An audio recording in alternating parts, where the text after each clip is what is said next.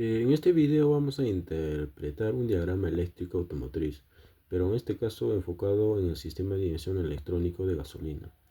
Aquí se muestran todos los elementos principales que intervienen en la alimentación, la medición de parámetros y el control del motor. Comenzamos siempre con una fuente de alimentación que es de 12 voltios, que es la batería. La corriente pasa por los fusibles principales de F35 que vemos acá y el F32 de 3 amperios eh, y el F27 de 10 amperios que vemos en esta parte. Estos protegen los distintos circuitos. También encontramos un diodo de alimentación que hace pasar en un solo sentido la corriente eléctrica y evita que el corriente regrese en sentido contrario y dañe al eco. Desde la batería, la energía llega a la llave de ignición que vemos aquí, que controla el paso de corriente al sistema de inyección. A través de ella se activan dos relevadores importantes en la relé del sistema de inyección que alimenta los inyectores, sensores y otros actuadores. En la relé de la bomba de combustible que pone en marcha la bomba eléctrica de combustible ubicada en el tanque de combustible de nuestro vehículo. Un componente de seguridad importante es el interruptor inercial de corte de combustible. En esta parte vamos a ver ese componente, ¿no? Esto corta la alimentación de la bomba en el caso de accidentes, evitando fugas y riesgos de incendio. Ahora pasamos a los sensores que son los ojos o oídos del motor. La sonda lambda, que mide la cantidad de oxígeno en los gases de escape para ajustar la mezcla de aire y combustible. El sensor TPS, o de posición de mariposa, que informa cuánto se pisa el acelerador. El sensor CNP, que detecta la posición del árbol de levas para sincronizar la inyección.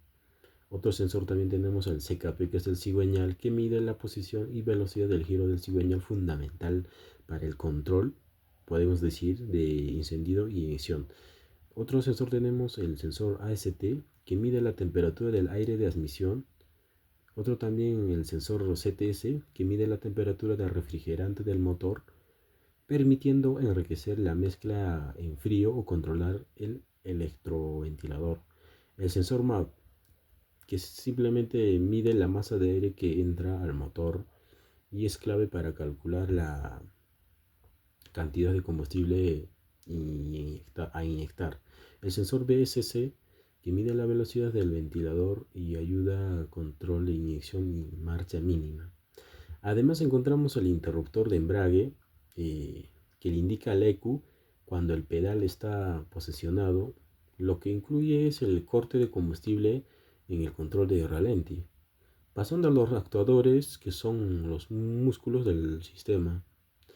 Acá vemos el bobino de encendido que transforma la corriente en alta tensión, ¿no? Como podemos decir, multiplicador para generar la chispa en las bujías, ya que las bujías necesitan alto voltaje para generar la expulsión. Los inyectores, que otro también encontramos los actuadores, que son los inyectores que pulverizan el combustible en cada cilindro de acuerdo a las órdenes de la ECU. Otro también tenemos actuadores de marcha mínima ISC, que regula el paso de aire cuando el motor está en ralentí para que no se apague. La electroválvula de Canister, otro, que controla la purga de vapores de combustible del tanque hacia la admisión, reduciendo emisiones contaminantes. En la parte baja también se observa la conexión hacia la lámpara,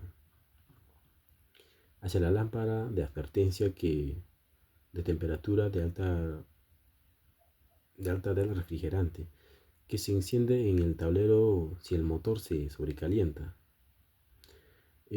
Todo esto controlado y monitoreado por la unidad de control electrónico, la ECU, o también conocido en inglés Electronic Control Unit, que recibe las señales de los sensores, las procesa en fracciones de segundos y decide cómo actúa sobre los inyectores, la bobina y otros actuadores para que el motor funcione de manera eficiente. potente y con bajas emisiones de contaminantes al medio ambiente.